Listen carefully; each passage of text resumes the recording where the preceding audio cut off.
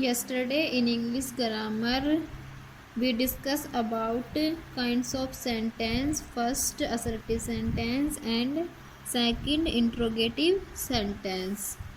Today we discuss about number 3 imperative sentence in English grammar. So let's start. Imperative sentence आज्ञासूचक वाक्य, ऐसे वाक्य जिसमें हम किसी व्यक्ति को आज्ञा देते हैं.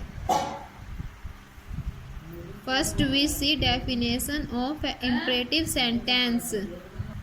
Imperative sentence expresses command, request or suggestion etc. Imperative sentence प्रार्थना, सुझाव और आदेश को प्रकट करते हैं. यानी कि इम्परेटिव सेंटेंस में हम किसी को कमांड देते हैं, आदेश देते हैं. रिक्वेस्ट किसी वस्तु के लिए प्रार्थना करते हैं. एंड सजेशन किसी भी बात के लिए हम सुझाव देते हैं, अपने विचार प्रकट करते हैं. Here some give examples. यहाँ में कुछ उदाहरण दिए गए हैं, तो let's see. First example, always speak the truth. Always सदैव सत्य बोलना चाहिए. जब हम किसी को ये बोलते हैं कि हमें सदैव सत्य बोलना चाहिए, तो हम इस वाक्य में इम्परेटिव सेंटेंस में हम क्या कर रहे हैं? हम किसी व्यक्ति को सुझाव दे रहे हैं, तो सुझाव के लिए क्या आता है? सजेशन. तो ये सेंटेंस कहीं का हो जाएगा इम्परेटिव में, सजेशन का. Second, please give me a pen. कृपया मुझे एक पेन दे दो.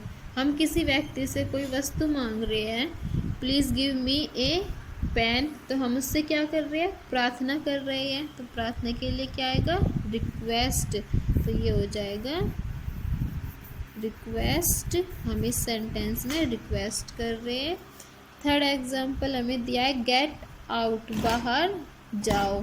अब इसमें हम किसी व्यक्ति को बोल रहे हैं बाहर जाओ, किसी व्यक्ति को हम आदेश दे रहे हैं, तो आदेश देने के लिए आ जाएगा कमांड. हम उस व्यक्ति को क्या दे रहे हैं? कमांड दे रही है. फर्स्ट एग्जाम्पल में हमें दिया था ऑलवेज स्पीक द ट्रूथ, सदैव सत्य बोलना चाहिए, तो हम ये किसी को सजेशन दे रहे हैं, सुझाव दे रहे हैं, तो ये हो जाएगा suggestion sentence. Second, please give me a pen. कृपया मुझे एक पेन दे दो. हम किसी व्यक्ति से उसकी वस्तु मांग रहे हैं, उससे प्रार्थना कर रहे हैं कि हमें अपनी वस्तु दे दे, तो हम उससे क्या कर रहे हैं? हम उससे रिक्वेस्ट कर रहे हैं अपनी वस्तु देने के लिए. थर्ड, गेट आउट, बाहर जाओ. हम इसमें क्या कर रहे हैं? सेंटेंस में हम कमांड दे रहे हैं, सेंटेंस में आदेश दे रहे हैं किसी व्यक्ति को. तो आज आप इंग्लिश ग्रामर में इम्परेटिव सेंटेंस को पढ़ेंगे.